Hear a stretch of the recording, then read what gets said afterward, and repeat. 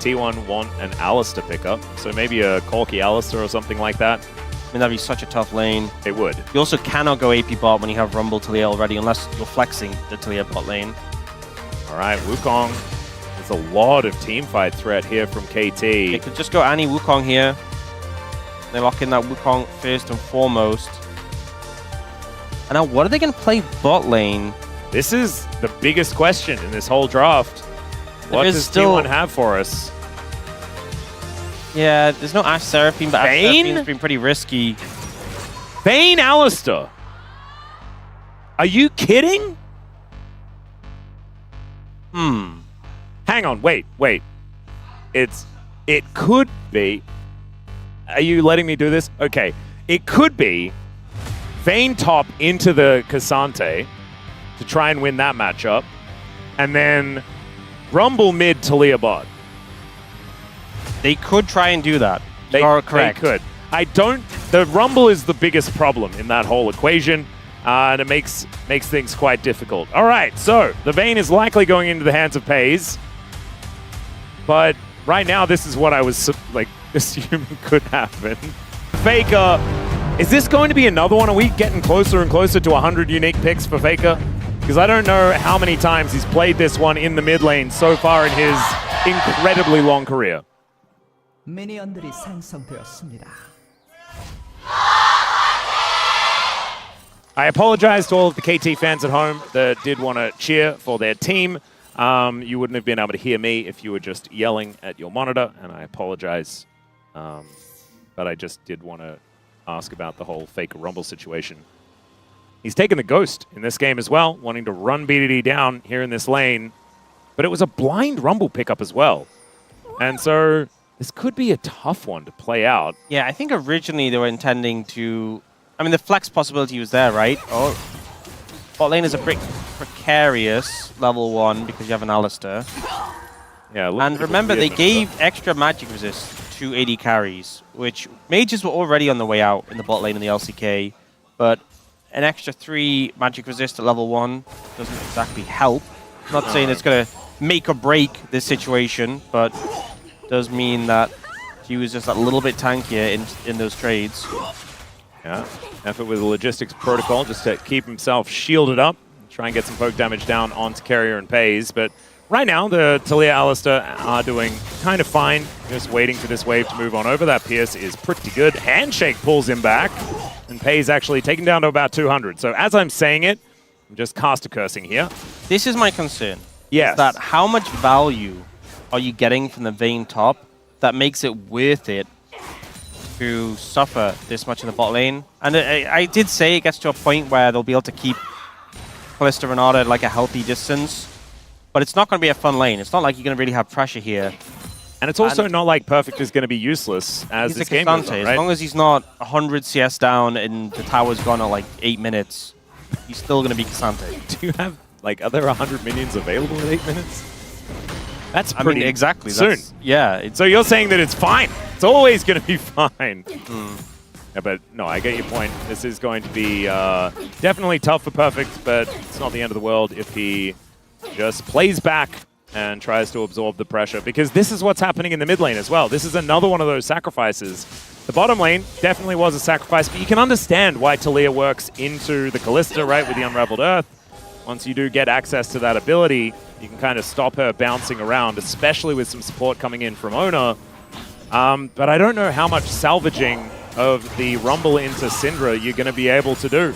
I know Faker is a phenomenal player, but you're still a guy that really wants to run someone down when they have Scatter the Weak, and then before that they've just got a complete range advantage over you. So as long as BDD plays safe, it's just going to be really hard. I think it's not too bad. I mean, you're not going to have that much pressure, but again, Syndra, you need stacks before you get access to like more frequent queues being available, before you really have that pressure. And I think in the meantime, Faking is just bulking up, and with Scrap Shield can kind of mitigate. All right. So I don't think he's going to get run out of lane or anything, especially if you really need to. You can itemize early Merc Treads. Well, Not a fun time, but he shouldn't be dying, and doesn't have the TP this game though, so going to make resetting a little bit more awkward. That was a really nice condemn as Doran caught Perfect after the Pathmaker came out. so was not unstoppable. Well played. And so Doran is now the AD carry in this game. Let's see how it's going to work here for T1. Currently a 200 gold lead for KT. As the flash from Effort just going to pick up pace here. The rocks go down though. And this is the problem here for KT, is dealing with that unraveled Earth. Yep. Makes it very difficult to continue that momentum. I think G was just a little bit too far away when he went for the flash as well. With Kalista Renata specifically, it's the fact that you have the Kalista's W passive and Renata's passive. If you're both hitting a target, just so much damage, even if you just auto it, it's a ton. Oh, Cuz moving in. There's the scatter, but Faker able to scrap shield and run away. He's a little bit down in farm, but going to get a recall off here. Not the end of the world. Yeah, honestly, not as bad as I immediately anticipated. My mid lane Rumble matchup knowledge is not as high. Oh, he's going the Sorks though, not going the Merc defensive option. And the upgraded Sorks did just get buffed. So a lot of flat pen for Rumble, who very much appreciates that stat. Yeah, certainly does like it. Bit of extra movement so you can speed, going to help with dodging the skill shots. And once he gets the equalizer, you know, you can just ult the wave and then reset, and you're kind of fine. Some plate money, I believe, going over to Perfect there. I think he was there more recently enough for that money to head his direction. Wasn't entirely sure, as we didn't see the number go up, or at least I didn't. As there is a really nice shove onto Jiu. He is going to be out of bounds away though, and this wave should just still be in control for the Kalista. FaZe and Carrier just hanging out here towards the bottom side as Cuz really wants this Scuttler. The battle for level 6 to come on through. Oh, but Ona's nowhere near level 6. He doesn't even get it off the Scuttle. Oh, wait, okay. Well, there's a Pulverize as Equalizer goes down from Faker. That's fantastic. Scatter. And the scatter is just gorgeous. First blood goes over to Jiu, who's still hopping mad in this fight. It's another kill onto Ona. Pays now running away. And he does throw down the rocks. Jiu now looking for the angle. He still has flash. Scatter again from BDD. And the Pierce is going to miss, thus guaranteeing that BDD picks up player of the match if KT win. Don't understand why they're going for this skirmish into Kalista Renata. They are so strong in these early skirmishes. You just don't have the damage to cut through them. Ona is nowhere near level 6. Even if you got the Scuttle, it's not like you suddenly have access to the Vi ultimate. But they go for this fight, they get the combo onto the equalizer down on Jiu, and guess what? It just doesn't matter enough. They start to focus on Cuz, but with the bailout, he's not an easy target either. BDD got that phenomenal scatter onto 3 earlier in the fight. And honestly, this man on Syndra, just, there's another level to it. Yeah, it definitely is. Oh my goodness. Yeah, Pierce doesn't connect, but it doesn't actually matter too much. So now, KT moved to over a 1,000 gold lead. I think it's fine if you want to go the Talia Alistair and just keep the Kalista Renata at bay. It was an early Kalista Renata ban.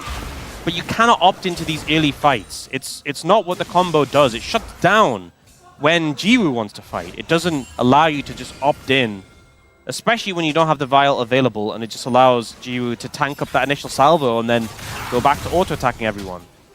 Well, now Owner is into this brush. The Raptor does really want to hang out with Effort, though, as we can see. BDD's going to move on over, as Scatter is not going to quite connect onto Owner. Oh, so would like the big one, but does not actually get it.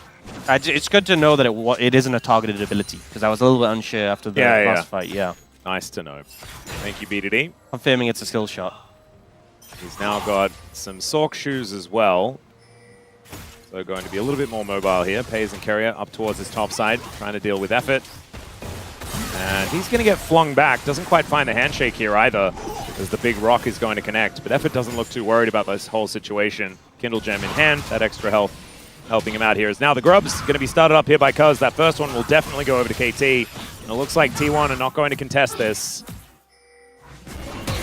And this lead is 560. I don't think Perfect really cares too much about what's been happening here in this top lane so far.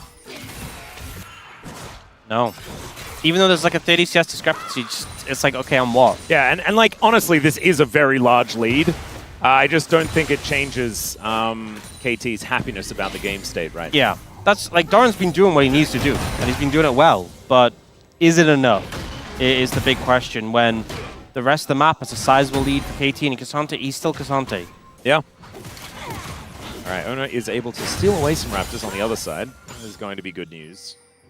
But Cuz has been taking kind of whatever he wants. And is Chemtech as well, by the way, so no Chemtech Soul this game. And it is still up and available. T1 in position to start it, and Ona will actually go in there and punch the dragon. They have the Vayne around here now, which I think is important. They have Ona's ult, a lot more tools at play. KT are trying to make their way round from the bot side of the river, but this dragon's going down quickly because he's in range. Yeah, just gets in. That is going to be the secure, though, for Ona. Cyclone is fantastic. The knockups are great. The bailout comes on through, but Cuz is not going to get it. It's a double kill for Pays as Effort flashes out of the way. BDD greeds to get one kill on the jungler, and KT throw it right back to T1. And a critical thing KT were missing there. One of their best team fighting tools is that hostile takeover. Effort level 5 just doesn't have the same level of value. And I'm just questioning why that dragon was so important. You have to throw away your position in the game. They go around for this. Cuz tries to go for the Q smite, but miscalculates. The bailout gets put into Cuz, so it's not there for Jiwoo. And when Effort's thrown in, there's no ult to follow up. So the fight's already over by the time BDD and Perfect arrive. And all BDD can do is just trade 1-for-1. But with 2 already down, that's not really a good trade. No, it's not all that helpful. And Jiwoo not quite at item number 1 yet. And after that, Blackfire Torch is now done here for Pays. So this Talia, all of a sudden, feeling absolutely fantastic here in this game. And it is back to square one. Look at that steep drop-off, by the way, on the gold graph. Just how quickly things can swing around. Oh my goodness. Okay, Carrier's health bar quickly going to be evacuated from the rift. Static Shiv is now done here for Jiwoo. An item field that feels absolutely fantastic on this champion. I feel that's why we've been seeing her more often. Speedity, I think, has picked up quite a few splinters over the last little while. You can see 64 already there. It's a very healthy amount. Yep, these Qs really starting to hurt. I think he only needs 2 more for the first big spike. And perfect now. Wow. Yeah, I know. I'm sorry. I shouldn't have done it. Doran is going to be able to grab some plates. Back into their top lanes where they're supposed to be. Finishing off their quests as best they can. Cuz moves on over, gets a control ward on top of the T1 control ward that's already there. And now Perfect might be under threat. If he does get a good angle, though, on this all-out, might be able to get himself out of the way, as now Pays could be in trouble on the other side. Okay, how do you get out of this one, Perfect? He does find the Q. There's the Cyclone to come in, but they've already managed to take down the Cassante. Another Cyclone's there, but the minions had picked up the turret aggro, and out go T1. Just the power of the Alistar. I think any other support, and there's turnaround potential, but Carrier can tank it for so long. Layering the CC as well. Easy to set up the Condemn when he's against the wall. And the end result is we see Perfect going down. Carrier making the blade gets the aggro, and he actually uses the Pathmaker very early. And just ends up Cuz coming in a little bit too late, not able to keep Carrier under tower. I think he had to use the Pathmaker there to stop the Condemn, but unfortunately just meant Carrier could take aggro and knock him out. Yeah, it didn't quite work out there, and then Cuz actually invested the flash to try and save that play, and unfortunately that didn't work. So Perfect Elise now does have a Frozen Heart built up. I think it's actually kind of cute into the Vayne specifically. Try and mitigate some of that attack speed. Makes sense. As the Headbutt Pulverize does come down from Carrier. Effort is going to be able to chase the cow away. But Hexplate is now on Doran. 13 minutes into the game, we are dead even between the two teams. Grubs in trade for Dragons. KT with the Grubs, T1 with the Dragons, and a Cloud going to be coming up second. We'll have to see what the Soul is going to be. Hextech could be absolutely devastating if T1 are able to grab that one. I think Double Dragon is going to be a huge deal. Could obviously still be Ocean. That doesn't feel great. I feel like it's going to be a spicier Soul this time around. It's just in my waters. I'm feeling it. Yeah, odds are pretty favorable. You see a lot of vision down on the bot side of the map around this turret that BDD is trying to defend, so feels a bit precarious. Herald and Dragon both spawning at a kind of similar time, so I think getting mid-priority, getting control of that, really important for kind of dictating where you're going to move to and set up for your team. Yep. See right now, Q and Effort trying to push the wave in, but Ona's just hanging around in the vicinity. And it's scary because nothing's stopping Ona from getting in there if he decides a target. So notably, Jiwoo's flash is nearly up, but Doran pays without theirs for a while. Wow, that's an equalizer down here from Faker, who silences himself. Cyclone has to be invested just to get rid of him. And hostile takeover. That does not feel worth. Yeah, I don't know what that was about. Unless they can kill Faker here. The second Cyclone comes down, and they do manage to kill him. Carrier can't get over the wall, but BDD is going to get surrounded and destroyed as Doran launches himself to this bottom lane and takes down Cuz. 2 on the floor for 1. And Faker will say, yeah, that's worth. Just some massive pickups there. And I just feel like the tools used by KT just not really justified. Throwing down the hostile takeover, you can see the setup was there for T1 already. They had a good amount of vision down on the bot side. Faker thinks, hey, I found Cuz, I can chunk him out at minimum. And Cuz has to commit the Cyclone to get away, but Effort, the communication wasn't there because you didn't need to use both of those ultimates. And it just means it's impossible to teamfight after, but they still try, thinking they can pick Faker. Faker does end up dying, flashes a bit late, but then you're just so out of position in the aftermath. Yeah. And BDD just gets surrounded and annihilated, and Doran able to launch himself underneath that turret to take down the Wukong. Ocean Dragon though, so I think KT dodging a bullet with that one. Yeah, lucked out just a little bit there, especially when you've got a Syndra. It's not like you'll have time to heal when she presses her gameplay button and you just die. As Ona's coming over looking for an angle towards Perfect. Perfect is probably not going to notice. Oh look, it's the Vayne, Vi, Alistair dive trio again. Good luck, Perfect. Yeah. He does at least have a pretty high health bar, and there's not a lot of minions in the area. Let's see whether Ona and Kerry will have enough to get through this Cassante. Aftershock at the ready. Well played. Played up the wave, found an angle away. And a lot of resources committed to the bot side of the map allows KT to pick up this Herald. That mid tower pretty low. Yep. So could just throw it down there. Good cross map here for KT. And BDD also able to get a little bit of pressure here towards his top side as Cuz is moving in, looking for Faker once again. Dash Cannon gets him out of dodge as Effort shielding up Cuz as they will back away. Carrier moving himself here towards his top side. And the wave somewhat going by the wayside. I think Faker is going to be able to go back and pick up most of it. Does at least get the experience. And so BDD ahead by just a little bit still. But it's a 1.3k gold lead. And it's largely this gigantic Vayne for T1. Mostly just Doran. And I think there's a lot of things that can make Doran's life difficult and shut him down in a team fight. There's also the possibility that Doran starts working against T1 when he gets hostile taken over. Oh, that's true. And could honestly start shredding. So it's not the easiest game to play Vayne, but a lot of weight for the draft is being put on him with the flexes to kind of give him the ideal matchup. And it means that he really needs to be performing at a top level to make this game work for T1. But so far he has been. Certainly working out as it goes. And in their last series, his Vayne was unbelievable. Even if he wasn't actually able to pick up the win, he looked so good on this pick. So I can understand why they would want to trust him with it. Perfect here, just trying to batten down the hatches and stay alive here. And his bottom lane right now looking pretty safe. But Doran just having a good time, clearing things out, looking for that Essence Reaver as soon as possible.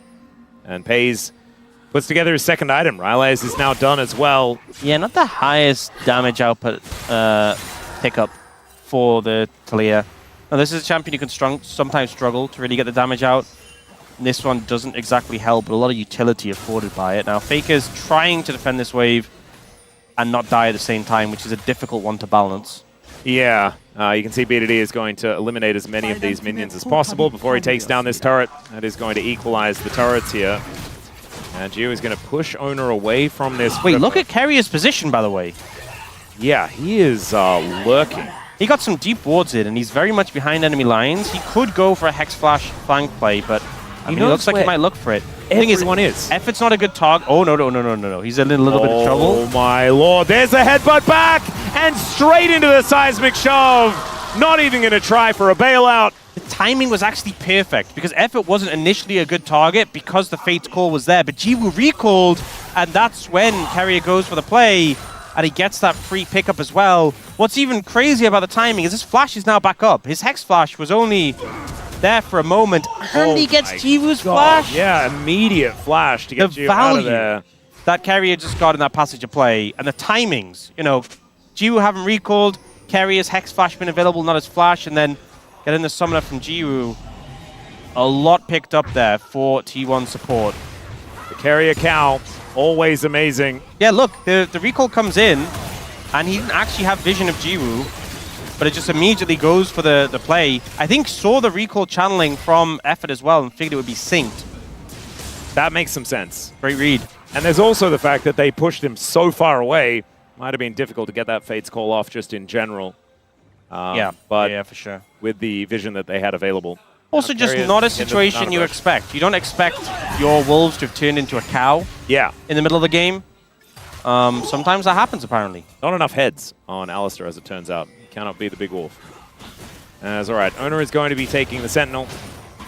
And KT, 8 seconds until Soul Point for T1. They have a positional advantage around this Dragon Pit. And that is a phenomenal scatter onto Pays. And his TP's already been burned, so he can't reset and get full HP. His Weaver's Wall is up just now, but I just don't think he's going to be able to be back in time. So the Equalizer tries to make things a little bit annoying here for Cuz, but he has Smite, so he's fine. And that is KT denying the Soul Point, but giving them one Ocean Dragon. I don't think they're going to be too worried about it, but now the Rift Herald goes down. They should take this turret and get another charge on the inner as well. Unless T1 are able to surround Shelly and lock this one up. It looks like it's not going to get another charge. Waste Herald, ultimately. But they still get the push and get the mid lane tower.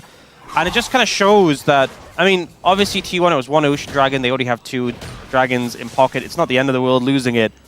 But how one play from BDD doesn't even result in a kill, but he gets the poke down on the Pays, and that is enough to just send T1 packing when it comes to that objective. Yeah, and he'll take this turret as well. Doran is returning the favor on the top side of the map. But BDD getting larger and larger is a scary prospect. Is now perfect, kind of wishing that he'd build a Rookern or something like that, seeing this Rumble make his way out of the brush. Yeah, that's one thing with his build. He's definitely well equipped to, as well as you can be, to handle the Vayne, but when one of them's this AD threat and one of them's this AP threat, and they both just shred you, difficult to itemize against both. Yeah, it's not going to be a great time. We'll have Jack shows up pretty soon. He's not crazy valuable in fights when there is a lot of AP damage on the enemy side. Talia is also a champion who's just pretty good against Cassante, even though she's not like the best tank shredder. The Unraveled Earth just makes it kind of a nightmare for him. Yeah, it is very annoying. And Faker now has built up 2 items, has some shred, added shred on top of everything else. Already had it with the harpoons. Yeah, this is the teamwork shred item. A lot of value there when you have 2 AP on your team. All right, now Pace even going to have more with the Blighted Jewel already picked up. So, all right, getting prepared to be able to take down Perfect is what they're doing. And Weaver's Wall going to come on through. Cease and desist will not be stopped. The Equalizer goes down. BDD, nowhere to go. He was extremely dead. Great pick there. Great buffer by Owner. Baron? Gets some range for the ultimate, so you can't be scattered. They don't opt to go for Baron. It's Huni Baron again. All right, that's scary. We need to have Wiz with him. I was thinking it was T1, so they were just going to go straight for the Baron. Pays now has a Magi's. 10 stacks on that one. They are trying to set a trap for KT, trying to bait them into checking on the Baron. I mean, they're still the control ward, so they're not really going to face check, but they're getting good vision down. End result, though, is KT losing BDD, not ideal, but it doesn't drastically change the state of the game. Nope. They haven't really found too much success, though, in the recent fights of KT. Feels like T1 are well practiced in a composition like this, playing around carrier, finding some phenomenal engages, and Pays is just kind of good at every champion that's ever been introduced into League of Legends, so his Talia has also been phenomenal. 5-0-1 on this pick as well. Is there anything this kid cannot do? I don't know. Okay, you're going to have to bounce out of the Equalizer, but the flash forward from Faker is just too good. Perfect is here trying to help out, but Effort was nowhere in sight, so no bailout available. Hostile takeover doesn't do too much of anything, but Owner has to flash to get himself out of the way. Great pulverize from Carrier into the backliners. Perfect is condemned to safety because he's still going to have to flash towards his Sentinel to try and survive. And then BDD has to throw the Sentinel away because it was about to kill the monkey. Now T1 with their prize. They've taken down Jiu. Are they going to be able to get anything off the back end? The answer is looking like a no. They get the blue buff. An Effort just not close enough to help out Jiwoo there. This is the big thing. They're allowing Jiwoo just to pick up this wave solo, and T1 immediately punish. You don't have your support there. We have Perfect coming in a little late, but it's not the same as having to bail out a hostile takeover there immediately. And in fact, Ona doesn't die here. Caught in the cycle and the hostile takeover is not enough for him. But I think Cuz lucky to live on this one. So close. Yeah. Has to heal a bit off the blue buff, actually. All right, and so that means 12 stacks now for FaZe. I think 2 times in a row we've seen T1 get these big picks onto members of the bot lane. Clister, Renata, you need to be in lockstep. You need to be with each other, because if Renata's in trouble, you have the Fate's Call to head in safety. If Clister's in trouble, you have the bailout, you have the hostile takeover to give us space to turn things around. So often they're separated, and it's just not a good omen for KT. Well, right now, Effort is at least moving back towards Jiu. The scatter does come on through here. This carrier is stunned up momentarily. There's a good pierce to get out of the equalizer as KT not going to be too bothered about that one. So that is a decent cooldown now removed. Perfect able to also get out of the way of that seismic shove as FaZe just throwing these threaded volleys around. And into the Drake pit goes Ona. KT with control of mid lane now, though. We'll see whether they can move in time as FaZe throws down the rocks. And T1 with Doran here, getting through this dragon so quickly. That is going to be sole point. Scatter connects onto Carrier, but he's not a prime target. Although he does basically almost die. Yeah, that was looking like some prime beef there. Yeah, never mind. That's Hanu right there. They're going to look at the Baron, but again, this is the Huni Baron. It's a lot of damage. Equalizer's not that far away. This is dangerous to go for. I think they want to pick out of this. Oh, they're going to find it. Everyone flashes for Faker. He gets hand shook back in. Okay, and that is going to be the rumble down, but he didn't can't Baron anymore. You used way too much there. Yes, you got the rumble, but this is so risky. Well, Perfect is now going to get picked off by Doran. If Doran dies, then maybe there's an angle. As KT are looking to back away. The Fate's Call now on cooldown. That's a big deal. No hostile takeover. Cyclone is in, though. Scatter connects one more time, and there is that Cyclone. They take down Ona. Maybe that's going to be enough, as now Doran is on the inner turret, and that is a beautiful shove back, but there's just not a lot of damage to come out from just the Talia. This is still dangerous. This still feels scary, so dangerous. Smite down with a Clister and a Smite. You should have this unlocked if you get a loner, but that is the big if. Yeah, another great scatter comes in. There's the wall coming on through as Doran goes invisible. Can they get on top of him? The handshake is going to connect. The all-out is on top of Doran, and he's too low range. He's not actually able to hit them over the wall, but FaZe is going to be able to dissuade them from doing the Baron as they trade Carrier for Perfect and KT back away. T1, with the help of Huni, managed to stop KT's Baron attempt. Oh man, you thought that he left after 2016. No. He's still there. Still there in spirit. So precarious. And I think the thing is they used so many tools on this initial play on a Faker. They caught him, and I get they want to take him out, but he actually doesn't have flash here.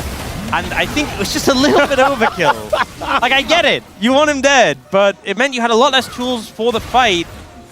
And they get this great pick. Oh, no, it's a great pick. Okay, this time Effort is at least here. Does get the cleanse out, and now just hops around. Ona is in a lot of trouble. These sticks are going to get torn out, and Ona will be going down. There is that Ren kill. What did you say? Oh, the flash forward from BDD is insane, and he's immediately executed. That's a double kill for Doran, and now they're getting hunted down by the Demon Hunter herself. Perfect is going to sacrifice himself for it, but that should mean possibly a Baron for T1. They should be able to keep Cuz away. They don't even necessarily need the smite, but that fight, you're seeing the value. When Effort is there to help Jiwoo, but a misstep, a misplay by BDD cost them so much here. The difference when Effort is there is night and day. They don't have the damage to put through the Callista in time, and she just starts auto-attacking, stacking up the Rend. And initially this is great for T1, but then BDD just oversteps here. FaZe is pretty bulky. Just goes for the Q ult, nowhere near taking him down, and that misstep means that no one is there to hold Doran accountable. He can just start aggressing forwards and shredding through KT. I don't know what BDD was thinking in that moment. That was crazy. Not quite able to find enough damage in order to kill FaZe there. You know what it was? If he was playing the Rise from last game, that would have killed him. Absolutely it would have. But he isn't, and that wasn't enough. Yeah, sometimes Fearless really does catch you unawares. I mean, he has at least done the most damage in the game. Hayes has 24 stacks on the Medjais and a Secret Arm Guard. He is... And a Crypt Bloom. Not an easy target to deal with, not an easy target to kill, and doing a lot of damage. Oh, yeah. And there's a lot of champions on the side of KT who like dashing. Yeah, even B2D, as it turns out, as we saw in that last play. As Doran, with his Baron, wanting to play on this top side, the rest of KT down trying to defend. As Seismic Shove is going to go wide, but they can just fish for these. Like, the range advantage is just kind of massive here on T1's side. Even if they have a Vi and an Alistar down here, Pays can just thread the volleys. And now Faker is looking to go back home. Gonna look for a bit of a reset, perhaps. Yeah, I think resets, spend the gold, 40 seconds on that Dragon. Ocean Salt, not the highest prio, but you'll never complain about it. Nope. Well, you might actually, but you'll take it regardless. 100%. Level 16 hit for Faker, big spike with the Equalizer being max rank. Maybe B2D had a... Did he have the Arm Guard and just died before he could press the button after that flash forward? Maybe that's what he was going for. That could have made some sense. He's got his Zhonya's now, though. I'm still trying... That play is still in my brain. Gonna see what they can find as Geo going to use the Seismic Shove as a gap closer. His Jack Shows is going to make him pretty tanky here. Terminus is going to be built up next, most likely is perfect. Does not look like a tank. He doesn't have that much magic resist. You just get shredded. Yeah. And they do manage to get into this pit. Scatter is going to connect, but it's on the carrier. He's not too worried about it. Vision coming on through, and now we're going to have a honest 5v5. I was just hiding over the wall there. The carrier's going to spot him out. As well. Going to be pretty durable. There's the headbutt pulverize. Is now Cuz going to look to try and get himself over, but doesn't actually go into the pit. Doesn't want to use his flash for that one, as now Carrier moves in. Okay, there's the Weaver's Wall. Equalizer right up against it. Beautiful placement here. They're going to look to try and burst down the Dragon, but it's not going to work.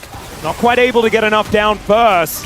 So it should be a 50-50 hostile takeover. Great position as Doran goes forward. He's put in the blender. The knockups are gigantic though. And now Gio gonna have to flash away. He's trying to hop around the fight. Oda gets into the backline and now Gio is looking for the next one. Perfect. Goes forward. Carrier gets the CC down. And it's Faker that takes out this Cassante. The top side is dead. Another phenomenal scatter. And they both go golden. They're staring each other down, but the huge boulder in the back of BDD head is going to say goodnight to him, and now Gio really wants to try and hop around this mid lane, but Faker will light him on fire and say dodge this. Effort's also going to die. Second harpoon should be enough, and there he goes. T1 with this crazy composition are going to win this game, I think.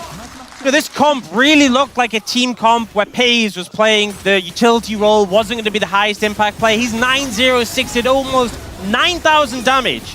In that last fight, Doran went down, but Pays stood strong, and now T1 looking to end the game. Cuz is here to defend. Perfect up in a second. Is it going to be enough? Another great Hex Splash as there is a gorgeous Seismic Shove. Cuz just dead.